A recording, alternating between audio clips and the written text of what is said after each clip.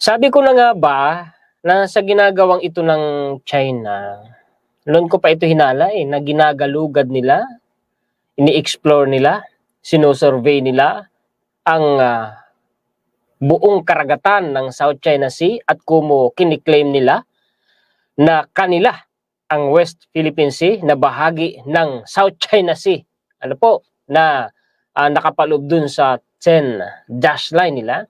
Sabi ko na nga ba, dati ko na ito, at totoo ginawan ko to ng content, di ba? Sa panahon ni former President GMA ay nakipag-partnership ang kanyang administrasyon sa China, pinayagan nila na mag-survey, mag-conduct ng, kung hindi ako nagkakamali, marine survey or geological survey dyan po sa West Philippine Sea prior sa exploration and exploitation ng natural oil and gas reserve o deposit po dyan sa West Philippine Sea. Mabuti na lang, yun ay kinontra ng Korte Suprema, pati na nga po sa panahon ni former President Rodrigo Duterte, pinayagan din nila. Ang totoo, ang nakakalungkot sa panahon pa nga ni former President Rodrigo Duterte hanggang sa Philippine Rice. Yung Philippine Rice po ay bahagi po ng karagatan ng Pilipinas na nasa Pasipiko. Ultimo doon, pinayagan ng former administration na mag-conduct po ng survey o ng research. Ang China, isipin ninyo hanggang doon pa sa Pasipiko pinayagan hindi lang po West Philippine Sea Sabi ko na nga ba ang totoo, naunahan sana yan ni former President former and late President Ferdinand Marcos Sr. Noon pa, panahon pa ng Marcos Sr. Baka sabihin na naman ng mga dyan, antay. Paano mo nalaman? Ibata ka pa. Pero tayo po ay nagre-research ng malawakan at malaliman, kaya nalalaman natin. Sasabihin na naman nito ni, ipa-fact check na naman ako nito ni Idlengaw ng TV5. Sasabihin, fake news na naman tayo. Tapos ang nakakapagtaka, mabanggit ko lang Pinak-check tayo ni Idlengaw, no? Sa TV5, binalita pa, nandun nakabalandra yung mukha ko, may puging-pugi pala tayo sa TV. Tapos, ang source ng fact-checking nila, si Rappler. Si Rappler. Knowing Rappler naman, alam naman natin anti-Marcos yan.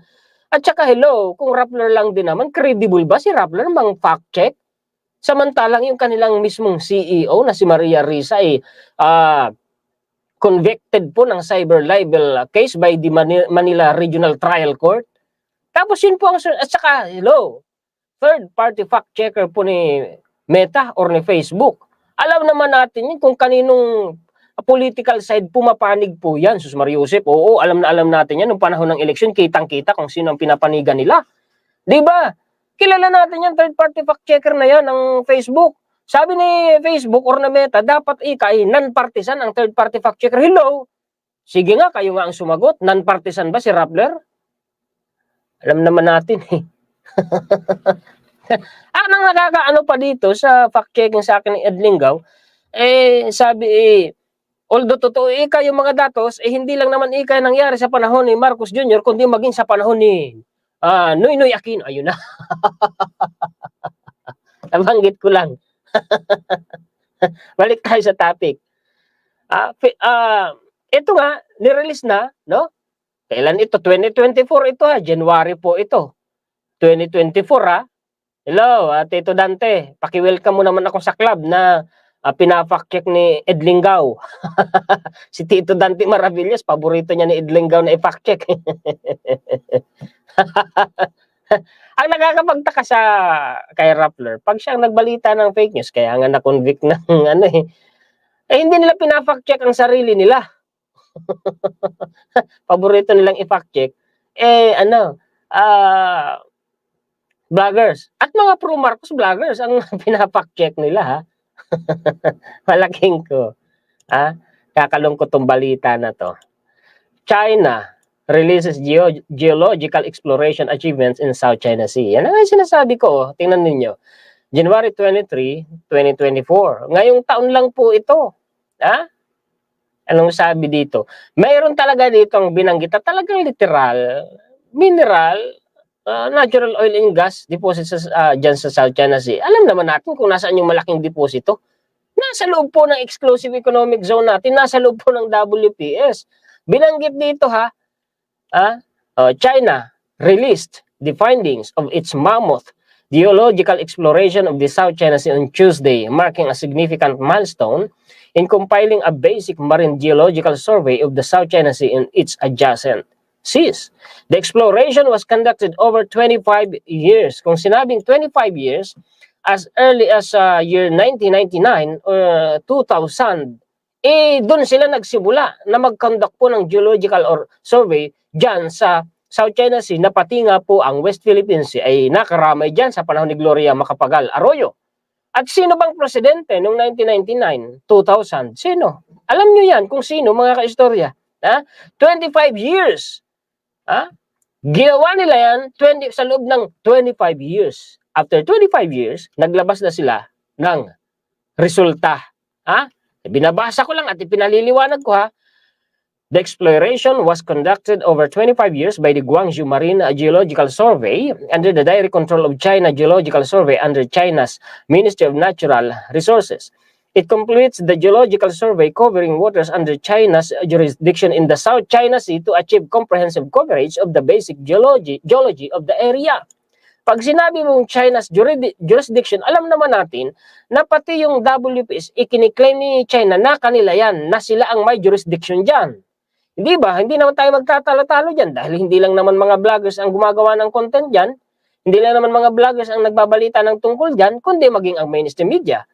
The exploration achievements were officially published in a series of books on the geology of the South China Sea and its adjacent seas. With a complex geological structure and abundant mineral resources, alam nila, mga kaistorya, abundant daw, saganang mineral resources. The South China Sea serves as the crucial experimental field and resource continuation zone for earth science research. May content ako tungkol sa sinabi ni Ma'am Imelda Marcos. Na-predict niya yan, dekada 90 nang siya ay tumakbo sa pagka-presidente. Presidential race, no? Umatras siya nun.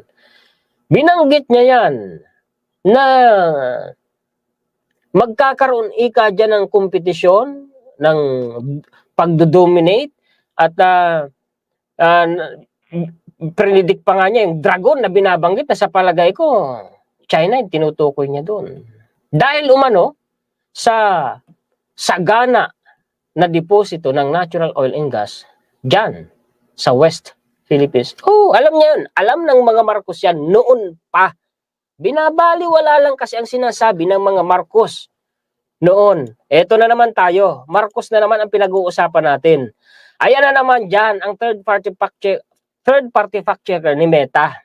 Alam nyo bang, kaya ko kunti ang views ko ngayon sa Meta, sa palagay ko, nire-restrict kasi ako eh. Finact check na naman nga ako ni Rappler, kaya ako tinatamad po ako na i-include ang live stream ko dyan sa Meta or sa Facebook page ko.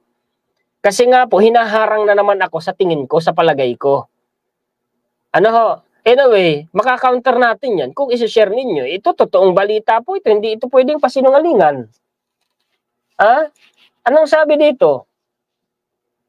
Over the past 25 years, the GMGS has acquired a considerable amount of valuable first-hand survey data of marine geology and physical geography, which have filled the blanks in research of deep sea areas of the South China Sea. GMGS also identified essential geological elements, compiled foundational digital geological maps, and established a systematic set of results based on the data. Grabe to. Grabe to. Ito ha. May Pasko na to. Tingnan ninyo ito. This research provide important theoretical support for the exploration and development of mineral resources in the South China Sea, including petroleum, natural gas, gas hydrates, combustible ice, and heavy metal placer deposits. Tingnan ninyo. Nagigets nyo ang ibig sabihin ni China sa paragraph po na ito? Yung research nila na yun, magagamit nila yun. At talagang ako'y naniniwala na 90% na sure ako na gagamitin nila ito sa target nila na possible exploration and exploitation of the natural oil and gas deposit po dyan sa South China, especially po dyan sa West Philippines. Kaya nga, hindi pa rin sila nawawala ng pag-asa, binuhay pa rin nila ulit yung pag-asa nila na possible na partnership umano ng Pilipinas at ng China sa exploration and exploitation nga ng natural oil and gas deposit po dyan sa West Philippine Sea. Hindi nga pwede. Rejected nga ng Korte Suprema dahil labag nga sa konstitusyon ng Pilipinas. Sabi ko sa inyo, babanggitin talaga dyan eh. Ay, naniwala na kayo. 25 years daw po yung ginawa nila sa loob ng 25 years. Kung magko-compute po kayo, bibilangin po ninyo mga kaistorya. Mula 2024, i-deduct mo o ibawas mo yung 25 years, ang kakalabasan po niyan taong 1999. Meaning taong 1999, nagsimula silang mag-conduct po ng geological survey po dyan sa South China Sea. Kasama of course, ang West Philippine Sea. Dahil nga binalita nga ginawan nga natin ng content. Binalita nga ng mainstream media Diba? Sinong presidente noong 1999? Sino? Alam nyo yan. Alam nyo yan. Mga kaistorya, mabuti na lang ang presidente natin ngayon. Kala ko nun, kabado din ako noon. Kasi, sabi ko, kung magpo-pro-China na naman ito, paano na? Unti-unti ko nang natutuklasan noon yung hindi kagandahan ng pagiging pro-China Kasi unti-unti ko nang natutuklasan noon yung naging resulta ng foreign policy ng former administration. Paano na? Mabuti na lang si PBBM ngayon at matigas ang sinabi ni PBBM Uulitin ko ni isang pulgada kwadrado ng teritoryo ng Pilipinas hindi ako papayag na mawala sa atin. Yung sinabing secession ni former president. Kung kinakailangan gumamit daw po ng force ang otoridad, gagawin. Tama lang. Ayun sinasabi nilang weak leader. Mabait daw, sobrang bait. Yung sobrang bait pa kamo, yung weak leader pa kamo, ang may yagballs. May balls, may tapang na manindigan at ipaglaban ang teritoryo ng Pilipinas. At ito ang kagandahang balita ngayon, inaprobahan na po ni Pangulong Bongbong Marcos Jr. yung budget para sa third horizon ng modernization program ng Armed Forces of the Philippines. Kasama po doon na tayo ay pinaplano ng bumili ng submarine, 2 o 3 submarine. Yun ang kagandahan ngayon. Bakit? To counter China.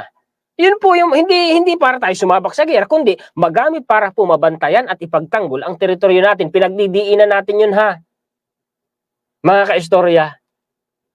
Ito yan, yung balita na yan, i-share ko muna sa inyo.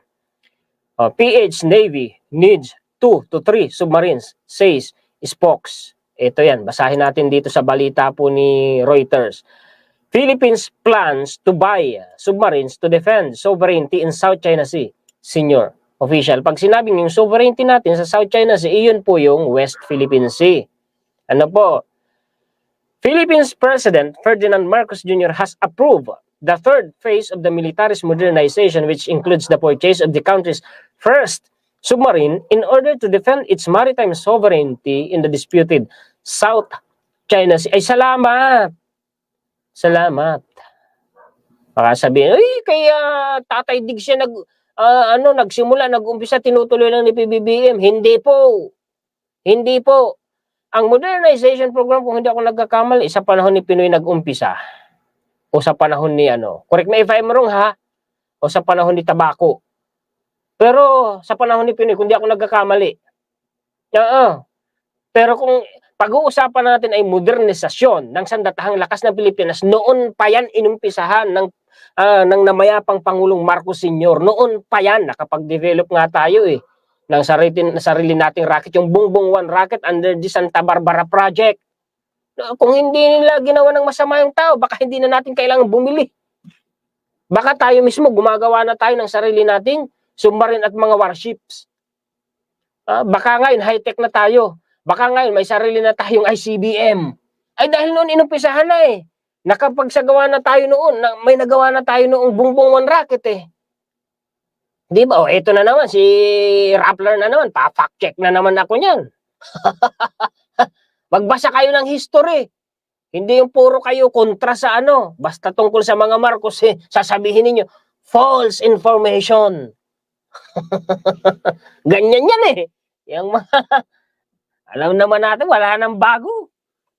Kaya yung ano ko, yung tinatamad akong mag-live sa Meta eh. Ginagawa nila eh. Ha? Navy spokesperson for the West Philippine Sea, Roy Trinidad. Nakita ko ito minsan kung hindi ako nagkakamali sa ano eh. Hindi lang ako nakapagpa-picture eh. Sa House of Representatives, kasabay si PCG spokesperson Commodore J. Tariela. Kung hindi ako nagkakamali. Said on Thursday, the third phase of modernization reflected a shift in strategy away from the internal to external defense. We may not be a large navy, but we would have a navy that will take care of our territorial rights and sovereignty, Trinidad said. The third phase of the modernization plan, which underwent a revision to make it more attuned to the country's need, is estimated to cost 2 trillion pesos. Ang laki no? 35.62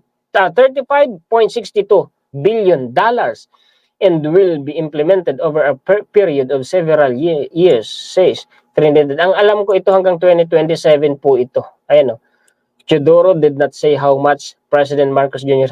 has approved of ito, which will run from the years of 2023 to 2027. Ito yan eh. Ayan o. Kahit pa sabihin mong hanggang 2028, at least matupad, di ba? Bago matapos ang termino ni PBBM. O anong masasabi po ninyo dito sa kilos po na ito ni Pangulong BBM? Ha? Ngayon, no? Tingnan ninyo. Inaprobahan. Ilang termino? Ngayon lang po.